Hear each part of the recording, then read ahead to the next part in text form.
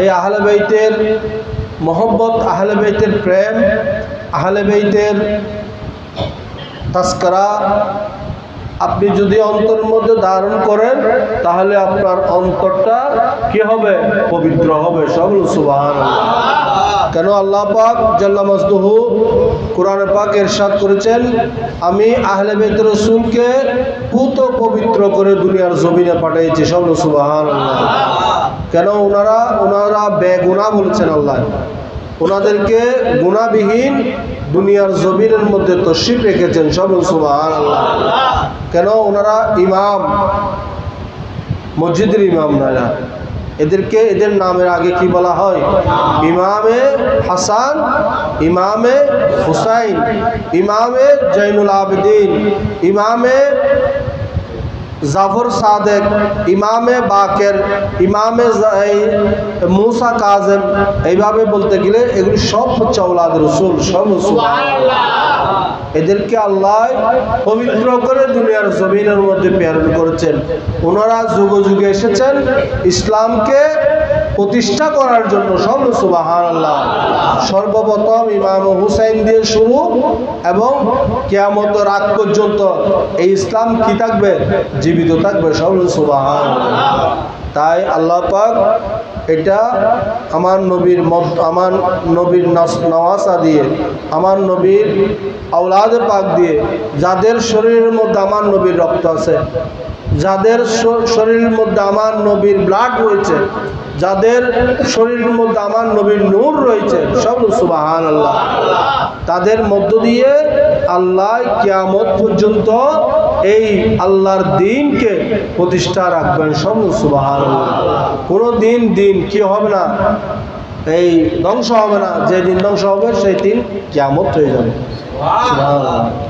আল্লাহ এটা যুগে যুগে আমার নবীর আওলাদে পাকদেরকে দিয়ে বিভিন্নভাবে আল্লাহ কি এক একটি জামানার মধ্যে, এক একটি এই অবস্থানের মধ্যে ইনাদের তশরিফ আওয়ারে হবে। সব সুবহানাল্লাহ। তাই আল্লাহ ইমাম হুসাইনের যে মহা ত্যাগ, যিনি নিজের জানের প্রতি মহব্বত করে নাই, নিজের আওলাদের প্রতি মহব্বত করে নাই, নিজের ধন সম্পদের প্রতি মহব্বত করে নাই, নিজের বিলাসিতার দিকে লক্ষ্য করে নাই, নিজের বিলাসিতার প্রতি এই চিন্তা করে নাই, সব কিছু ত্যাগ করে আমার নবীর এই উম্মতে মুহাম্মদের জন্য এবং আমার নবী দ্বীনে মুহাম্মদকে প্রতিষ্ঠা করার জন্য 10 মুহররম তিনি শাহাদাত বরণ করেছেন। সব সুবহানাল্লাহ। উনি জানতো ওনাকে যে 10 মুহররম 61 হিজরিতে ওনাকে শাহাদাত করবেন, সেটি উনি অবশ্যই জানতো, কিন্তু জানার পরও উনি ওই জায়গার মধ্যে গিয়েছেন হক প্রতিষ্ঠা করার জন্য, সত্যকে সত্য প্রতিষ্ঠা করার জন্য। নিজের হাত দিয়ে এজিদের হাতে বায়াত গ্রহণ করে নাই, নিজের স্যার দিয়েছেন। সব সুবহানাল্লাহ। কেন না হক কোনোদিনও আওলাদের রাসূলের শরীরের মধ্যে কি হবে না, থাকবে না। ইনারা সবসময় হকের মধ্যে ছিলেন। হযরত সৈয়দনা ইমামে জয়নুল আবেদিন যেই দিন 10 মুহররম সমাপ্তি হয়েছে, তার থেকে 6 মাস পর্যন্ত উনি কান্না করেছেন। সব সুবহানাল্লাহ। একদিনও উনি কান্না ছাড়া চোখের মধ্যে ছিল না। 6 মাস পর্যন্ত একটি মানুষ কান্না করা মানে এটা সহজ ব্যাপার না। আপনি আধা ঘন্টা কান্না করতে পারবেন না, সব কি হয়ে যাবে, ফুলে যাবে। উনি হাদিসের মধ্যে এসেছে উনি লাগাতার 6 মাস কান্না করেছেন। সব সুবহানাল্লাহ। শুধু ওই পরিস্থিতি উনি দেখেছেন, ওনাকে বন্দি অবস্থায় রাখা হয়েছিল, কারণ আল্লাহর সিচুয়েশনটা উনি অবস্থান করেছেন। আল্লাহ পাক আমাদেরকে বোঝার তৌফিক দান করুন। আমিন। যেই আওলাদের রাসূলের ইশক মহব্বত, আওলাদের রাসূলের ত্যাগ তিতিকতা আমরা যদি ধারণ করি তাহলে আমাদের অন্তর কি থাকবে? পবিত্র থাকবে। সব সুবহানাল্লাহ। আমরা ইমানদার হিসাবে আল্লাহর দরবারে গণ্য হব। সব সুবহানাল্লাহ।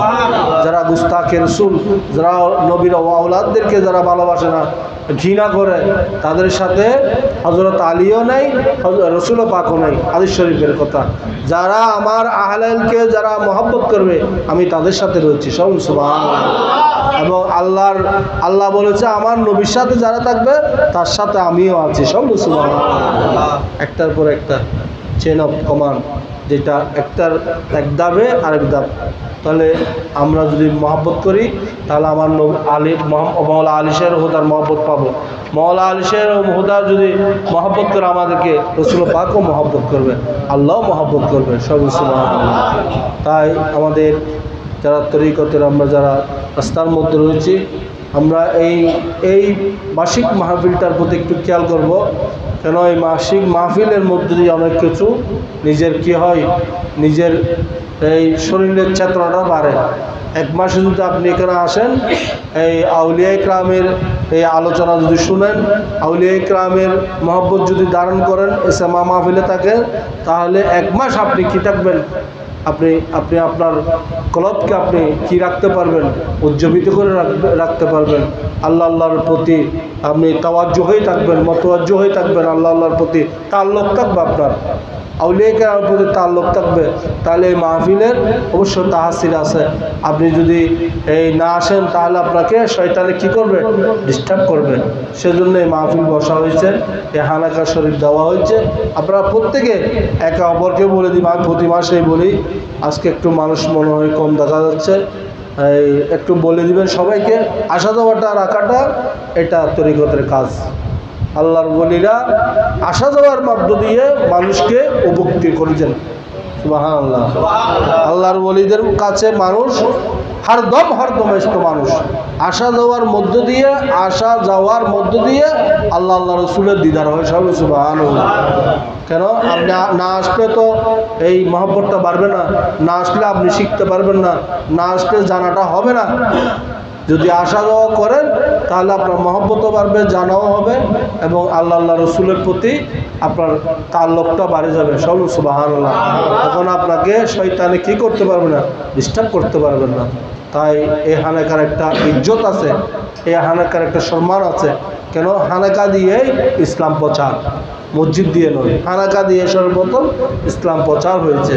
সেজন্য তরিকা বলেন, ইসলাম বলেন, সব কিছু আল্লাহরও যা কিছু আল্লাহ রসুলের যা এই রেসালা রয়েছে সব কিছু এই হানাকার মধ্য দিয়ে হয়েছে। আল্লাহ পাক আমাদের বোঝার তৌফিক দান করুন। আমিন। আমরা যাতে প্রতি মাসে এই হানাকা শরীফের মধ্যে এবং দরবারের পাকের মধ্যে হাজিরি দিতে পারি। মাসের 2টি দিন, বেশি সময় না। প্রতি সপ্তাহে আমাদের দরবারে মাহফিল হয়। প্রতি সপ্তাহ মানুষ যাচ্ছে, বিভিন্ন এলাকা থেকে যাচ্ছে। রাঙ্গামাটি, রাঙ্গুনিয়া, আপনার এই বলেন সাতকানিয়া বলেন, লোহাগাড়া বলেন, চকরিয়া বলেন, কোথায় বাঁশখালী নদীর পাড়ে, সেখান থেকে প্রতি মাসে কি দরবারে পাকে হাজিরি দিচ্ছে। তাই এর সাথে একটা কী হয়ে গেছে, মহব্বত সৃষ্টি হয়ে গেছে। সেজন্য আপনারা মাসে 2টা, আর এই টাকাটা তো আজকে আপনাদের গাড়িমা লাগতেছে না, আপনারা পাড়া প্রতিবেশীর কাছে, হ্যাঁ, দরবারে হাজিরাটা এখানেটা যদি রাখেন তাহলে বাতিল আপনাকে কী করতে পারবে না, গ্রাস করতে পারবে না কোনোদিনও। শয়তান আপনাকে কোনোদিনও গ্রাস করতে পারবে না। কেন আল্লাহ বলেছেন, আহলে বাইতের রসুলও বলেছেন, রসুল পাকে বলেছেন, আউলিয়া কেরাম বলেছেন, আপনি আপনার এই কলবটা পরিশুদ্ধ রাখতে পারবেন। আমার কতগুলো নিদর্শন আছে, যে নির্দেশনার মধ্যে তোমরা যদি যাও সেখানে আমার খুশবু পাবে। সব সুবহানাল্লাহ। সেজন্য আল্লাহর ওলির দরবারে হানাকা শরীফের মধ্যে আসা দেবো। আল্লাহ পাক আমাদের বোঝার তৌফিক দান করুন। আমিন। এখন আমাদের সামাওয়াল আরম্ভ হবে। প্রত্যেকে আদব, ভক্তি, মহব্বত নিয়ে আল্লাহ রসুলকে হাজির নাজির জেনে নিজ নিজ পীর ও মুর্শিদের বরকতকে ধ্যান করে আপনারা প্রত্যেকে সামা মাহফিলে বসার চেষ্টা করুন। এখন আরম্ভ হচ্ছে হাসবি রাব্বি।